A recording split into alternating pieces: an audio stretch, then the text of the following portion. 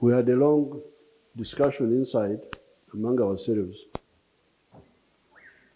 And I was telling the Excellency that I had been watching the situation in Africa as a close observer and also a participant for the last 65 years.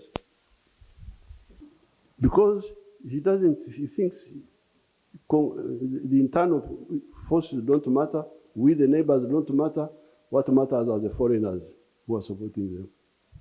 This really, you better focus on that. Because otherwise, why was Mobutu not listening? We were here, we could have helped him. So, that's how now the problem of Rwanda gets linked to the problem of Congo. When the Tutsis organized and attacked the Hutus in Goma, and then it led to the collapse of Mobutu. So that is this whole story. But it is solvable, because here in Uganda we solved it. We had the same problems. Sectarianism of religion, sectarianism of tribes. So we had a long discussion when we were inside there. I want to congratulate again His Excellency for the good work he has done. You had the elaborate report he gave. We are now going to, we know what the problem is. This can be solved. All of them, we see here, we can solve them. Because this is, we are ancient people of this area. We are not new arrivals. There's nothing we don't know about all these countries: Rwanda, Burundi, Eastern Congo, Tanzania, Kenya. These are our people. So therefore, let's really solve this problem, which is easy.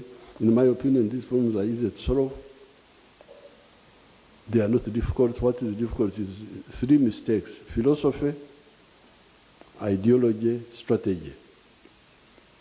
Once you make those mistakes on those three, then that's how a small problem becomes a big problem. So I thank everybody for coming, responding to our invitation, and I thank His Excellency Ndayishimiye for shepherding this work in the last 2 years. So let's see what we are going to do in this phase, because we know what the problem is, and it can be solved. But Africans don't die. They are very strong. They don't die easily. Other people who are colonized, they perished. If you go to America, where the indigenous Indians, they are not there. There are very few. South America, the same. But here, we didn't die, we survived. Our genes, and our culture, because we had a culture of having cows and goats and chicken, and staying with us in our houses. So they were immunizing us. Our cows were immunizing us against the sicknesses. So when the Europeans came, we couldn't die. Slave trade, what, colonialism, but we survived. And we organized it. ANC was founded in 1912. They were the first modern organization of resistance.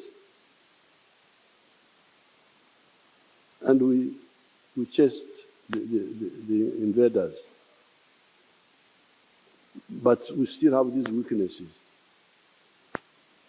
which really we should share. Frankly, when we have time. Why do you believe in tribalism?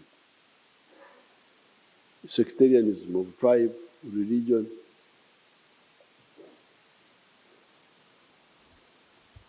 How will you create prosperity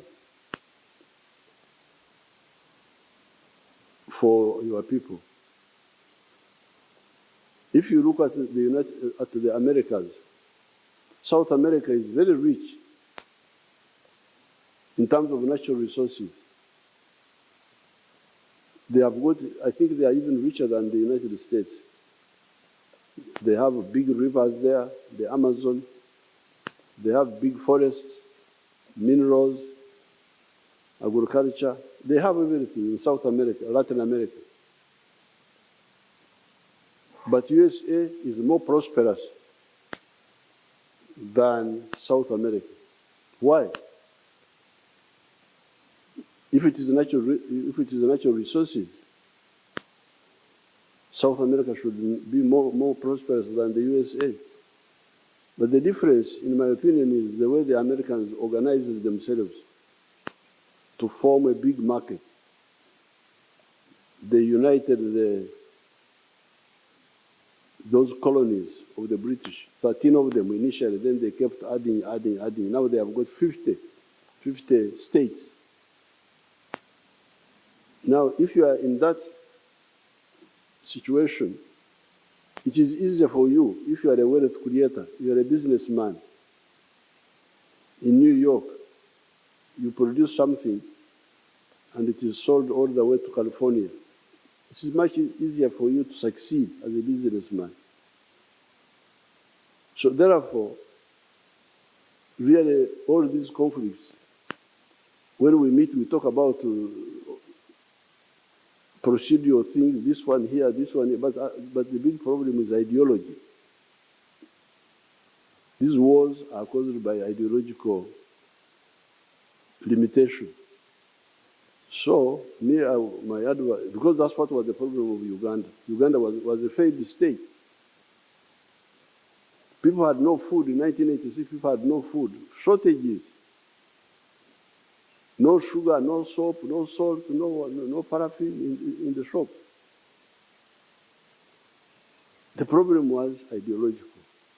So we can talk about the mechanism, these procedural things, but we should also go deeper, in my opinion. And some of these foundations, like Mwalimu Nyerere Foundation, could be linked up with the secretariat of the ICAGR to do some analysis. It's not just diplomacy, it is really ideology.